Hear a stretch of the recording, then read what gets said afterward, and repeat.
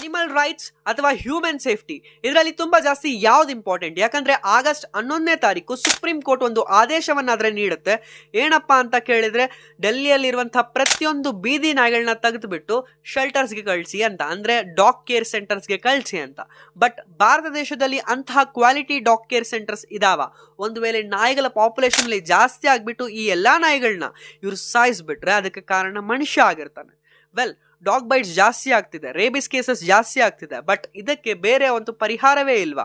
So pregnancies ನ stop ಮಾಡಿ, vaccinations ನ ಕೊಡಿ, ಹಾಗೆ ಡಾಗ್ಸ್ ಜೊತೆ ಹೇಗೆ ಬಿಹೇವ್ ಮಾಡಬೇಕು ಸ್ಟ್ರೀಟ್ ಡಾಗ್ಸ್ ಜೊತೆ ಅಂತ ಪಬ್ಲಿಕ್ಗೆ ಅವೇರ್ನೆಸ್ ನ ಕೊಡಿ. ಸೊ ಅದು ಬಿಟ್ಬಿಟ್ಟು ನೀವು ಒಂದು ಗ್ರೂಪ್ ಆಫ್ ಸ್ಪೀಷೀಸ್ ನ ಕಂಪ್ಲೀಟ್ ಆಗಿ ರಿಮೂವ್ ಮಾಡ್ತಿದ್ದೀರಾ ಅಂದ್ರೆ, ಸೊ ಮನುಷ್ಯನಿಗೆ ಈ ಒಂದು ಶಕ್ತಿ ಎಲ್ಲಿಂದ ಬಂತಪ್ಪ?